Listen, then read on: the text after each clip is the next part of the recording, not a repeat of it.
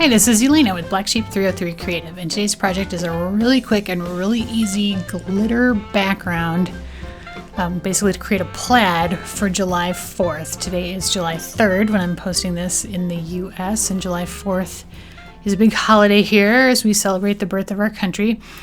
So I wanted to do a July 4th themed card. But I think the technique can be used for any number of occasions. So hopefully if you don't celebrate July 4th, you will get something out of it as well.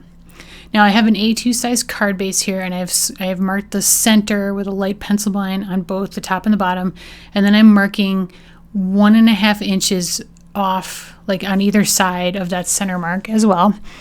And I'm going to take some 10 millimeter Elizabeth Craft Designs clear double-sided adhesive tape, and I'm going to just basically stick it down in a straight-ish line, straight enough, on each of those marks to create 3 stripes essentially.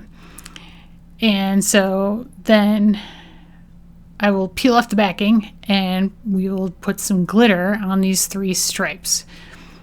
And this is a super easy way to make glitter stripes. Even if you don't want to make plaid, using tape is like a super quick, super fast and easy way to get some glitter down in a straight line onto any background. So if you've never done that, I suggest you try it. It's super fast.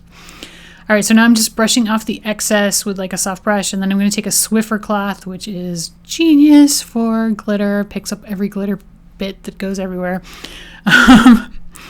And now I'm going to do sort of the same thing on the other side. So I'm marking the center on the top and the bottom, and I'm using 6 millimeter, also Elizabeth Craft Designs double-sided adhesive tape.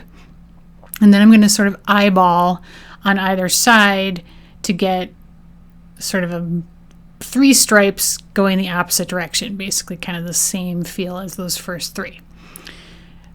And I'm using the 6 millimeter because plaid always has different widths of stripes in it, and so that's important if you're going to make a plaid background. Now this is Deco foil. This is deep blue Deco foil, and so this works on foil as well. And so any place that I didn't quite catch, I can go over and just press it down again, and it sticks to the tape really nicely. Now it doesn't come out 100% perfect, but it's close, and I really liked the contrast with the glitter of the foil. And finally, this is 3 millimeter double-sided adhesive tape that I'm kind of eyeballing against the red stripes, and this is brushed Pewter silk microfine glitter that I'm going to burnish down also to add some silver to this. And then here's 6 millimeter again, and I'm going on the opposite side of the red, and I am going to use the Deco foil again for blue on this stripe. And so you can just reuse that same piece like over and over until you've really basically used it all up. I mean, I can still keep this piece even after I've used up all these stripes on it, because you can just keep pressing foil down over and over until you completely use up that sheet. And here's one last silver stripe on this line. And now I'm going to take the 3 millimeter and go the opposite direction in the center of each of the main stripes, and I'm going to put red down again. And that's essentially my plaid background in honor of the 4th of July, because the US flag is red, white, and blue. So hence my red, white, and silver, I guess, plaid background. And I really liked the way the background turned out. I thought it was really fun. And you could easily do this exact same technique for any number of occasions, even birthdays. Just change the color and it'll work just fine. Now for my greeting, I'm using Happy from Happy Lawn Fawn stamp set, and I'm stamping it in Ranger Classic Cherry Dye ink onto some 85-pound white soft finish cardstock, also from Elizabeth Craft Designs.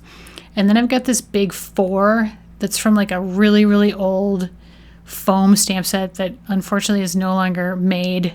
This is probably like 15 years old, but I like the scale of it, so I'm going to stamp that also in red onto this other scrap of white. And then I will take my distress markers and try to find a close match to this, and the closest I could come up with was barn red, or barn door. What is it called? I think it's barn door. And, you know, it's close. It's not quite an exact match, but close enough. And so then I die cut out the happy and I fussy cut out the 4th. And so now I've adhered down my background. I trimmed it down a little bit. And so it's now onto an A2 sized card base cut from Gina K Designs in the navy cardstock. And then my happy and my 4th, I colored in the happy with the barn door marker, and then I went over it with Wink of Stella, clear glitter pen. So it's very, very glittery. And then that large gold star was cut from gold cardstock using the paper tray and coffee cozy details dies, and then those little gold stars are with that punch that you saw there. Now the happy is getting, I think, a tiny bit lost in the busy background, but the 4 stands out real nicely. So I'm going to bump these up on some foam tape, so to give some separation between the busy background and the happy especially, but I do it on both the happy and the 4th. And then the stars I used because, you know, if you're American, it's gonna be obvious because, you know, the stars and stripes is what we call our flag. So stars always go with stripes on July 4th. So that's hence why the stars were the perfect accent. But you know, imagine if you changed up the color on the plaid and then you changed up the accent. Like, you know, it could be flowers, it could be hearts, it could be a cake, it could be balloons. I mean, anything. You could really do this very quickly for virtually any occasion. So I'm just using some 3mm adhesive to stick down my big star, and I got my phone there because I took a picture of how I had the stars laid out before I took it all apart. So I'm looking at the phone to kind of replace the stars in the right areas. I did move them just a hair here and there, so I do wind up kind of messing around with that star in the lower left, or the lower right, sorry, a little bit, that you'll see to get it kind of in a place where I like it better.